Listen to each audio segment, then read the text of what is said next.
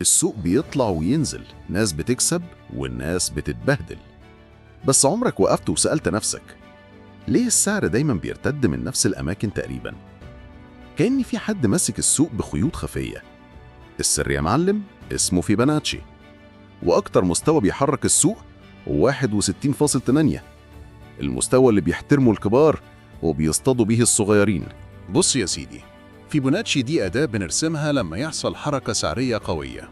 يعني لو السعر طلع جامد بنرسم من تحت لفوق، وهو بيرجع يصحح بنبص على 3 مستويات مهمة: 38.2، 50، 61.8. بس أقوى نقطة دايماً 61.8، المكان اللي السعر بيحترمه كأنه فيه مغناطيس ماسكه. لو بتدخل متأخر أو بتخرج بدري يبقى لازم تتعلم تستخدم فيبوناتشي صح. تابعني عشان تشوف تطبيق عملي وإزاي تدخل من أنظف نقطة في السوق، ويلا بينا نكسب صح.